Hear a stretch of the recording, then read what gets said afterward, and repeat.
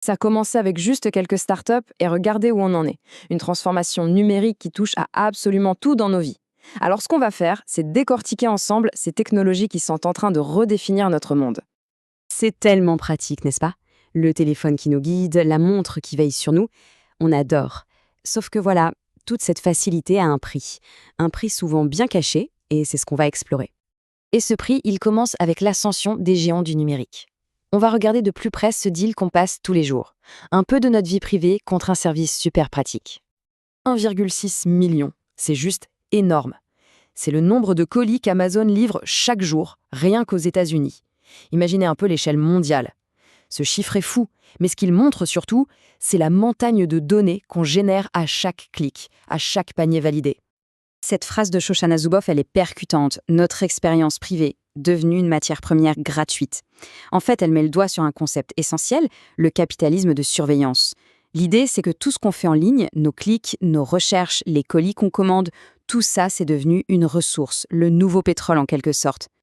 Alors là, on a un cas d'école. L'histoire de Target, une histoire bien réelle de 2012. Un algorithme analyse les achats d'une ado, des trucs assez banals, et bam, l'entreprise en déduit qu'elle est enceinte. Elle lui envoie des pubs pour bébé avant même que son père ne soit au courant. C'est là qu'on voit que la ligne est très très fine entre l'innovation et l'intrusion pure et simple. Et qu'est-ce qu'on fait avec cette montagne de données? Eh bien, on nourrit la bête. Et la bête, c'est l'intelligence artificielle. L'IA, c'est le moteur, et nos données, c'est son carburant. Et on lui en donne des quantités astronomiques. On parle d'environ 2,5 quintillions d'octets chaque jour. Ça donne le vertige. L'IA, c'est vraiment le Dr Jekyll et Mr Hyde de la technologie. D'un côté, on a Watson, l'IA d'IBM, qui sauve une vie en trouvant une leucémie que les médecins n'avaient pas vue. C'est prodigieux. Et de l'autre, on a Tay, le chatbot de Microsoft. Mis sur Twitter, il est devenu raciste et odieux en moins de 24 heures. Pourquoi? Il a juste appris du pire des comportements humains. Et le problème, il est là. Une IA n'est jamais vraiment neutre. Elle apprend à partir des données qu'on lui donne. Et si ces données contiennent nos propres préjugés, eh bien l'IA les apprend. Et pire, elle les amplifie. C'est ce qui s'est passé dans cet hôpital américain. Un algorithme qui, sans le vouloir, discriminait des patients noirs plus malades.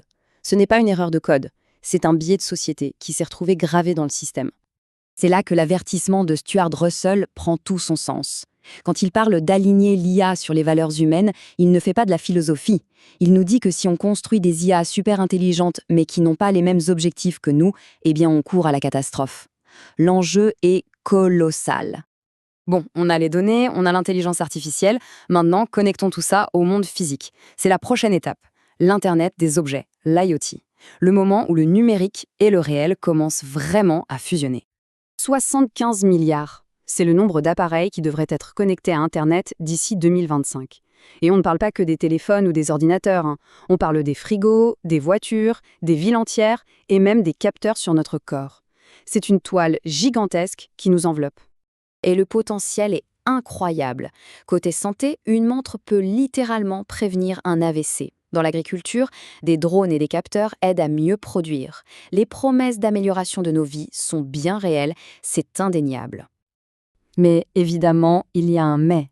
Connecter 75 milliards d'objets, ça veut aussi dire créer 75 milliards de portes d'entrée potentielles pour des problèmes. Et là, on bascule dans un monde de nouvelles vulnérabilités. Vous vous souvenez de l'attaque Mirai en 2016? C'est l'exemple parfait. Des pirates ont pris le contrôle de milliers d'objets tout bêtes, comme des caméras pour bébés, juste en utilisant les mots de passe par défaut. Ils en ont fait une armée de bots pour lancer une attaque qui a mis à terre des géants comme Twitter ou Netflix. Mais on peut aller encore plus loin dans l'horreur. En 2021, en Floride, un hacker s'est infiltré dans le système de traitement de l'eau d'une ville. Et il a essayé d'empoisonner l'eau en changeant les niveaux de produits chimiques. Là, la menace devient physique, directe. Heureusement, un opérateur a vu la manipulation à temps. Alors si on met tout ça bout à bout, les données, l'IA, les objets connectés, on arrive à une conclusion logique, et peut-être la plus inquiétante. Des machines qui prennent des décisions toutes seules, y compris des décisions de vie ou de mort.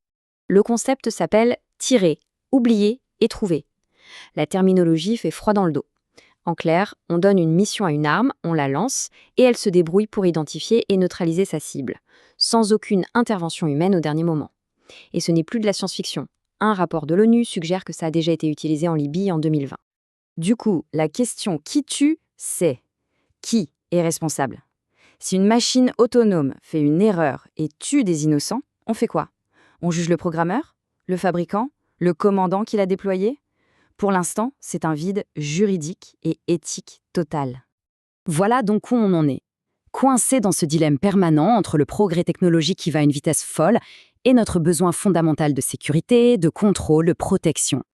Toute cette tension entre le progrès et la protection, c'est vraiment le cœur du livre qui a servi de base à cette présentation. Homo Servus, The Collapse of Human Sovereignty in the Digital Era. Pour celles et ceux qui veulent vraiment creuser le sujet, c'est une lecture essentielle. Au final, la question reste entière. Notre monde devient de plus en plus connecté, c'est un fait. Mais dans cette course en avant, qu'est-ce qu'on est prêt à mettre en jeu? Qu'est-ce qu'on est prêt à risquer?